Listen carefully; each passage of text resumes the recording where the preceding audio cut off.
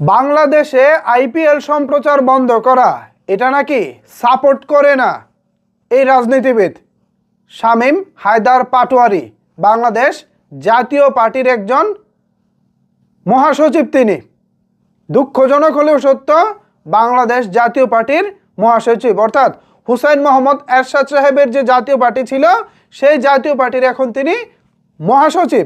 এই মহাসচিব এখন বলতেছে মোস্তাফিজকে বাদ দিয়েছে বলে আমরা আইপিএল সম্প্রচার বন্ধ করে দিলাম। টোটালি এটাও আমি সাপোর্ট করি না, এটা নিয়ে বাংলাদেশের আলোচনা করা উচিত ছিল। আচ্ছা, এখানে কি আলোচনাটা হবে আমাকে বলুন তো।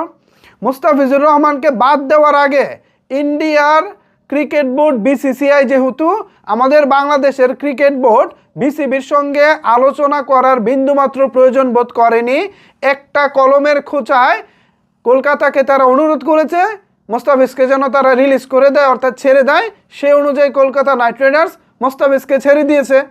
এর পাল্টা জবাবে আমরা বাংলাদেশে আইপিএল সম্প্রচার বন্ধ করে দিয়েছি, এমনকি বাংলাদেশ জাতীয় ক্রিকেট দল বিশ্বকাপ খেলতে ভারতে যাবে না। সাফ কথা।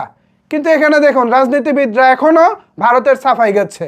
এ ভাই, আপনাদের জন্ম কি বাংলাদেশে নাকি আপনাদের জন্ম ভারতে? বুঝি না আপনাদের জন্মটা আসলে কোন দেশে। যদি এই দেশের জন্ম হয়ে থাকে, যদি এই দেশের রাজনীতি আপনি করে থাকেন, যদি এই দেশের স্বার্থ আপনি দেখে থাকেন, তাহলে আপনি কিভাবে এটা বলেন যে আপনি এটা সমর্থন করেন না?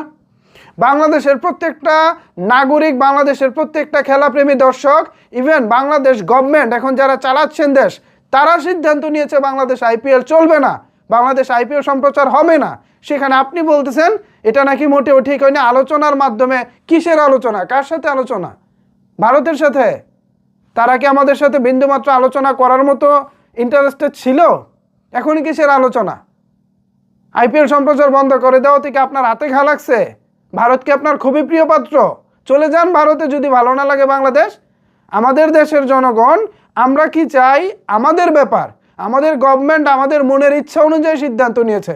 সেই সিদ্ধান্তটাকে আপনি সাধুবাদ না জানিয়ে আপনি বলতেছেন এটা ঠিক হয়নি বা এটা ভালো হয়নি, আলোচনা করা দরকার ছিল।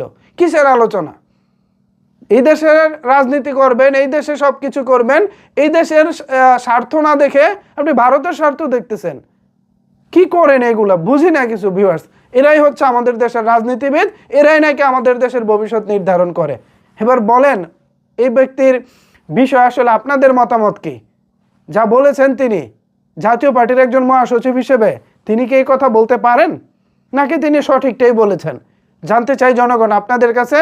নিচের কমেন্টস বক্সটা আপনাদের জন্য ওপেন রইল, জানাতে পারেন আপনার মতামত। ধন্যবাদ সবাইকে এতক্ষণ আমার সাথে থাকার জন্য।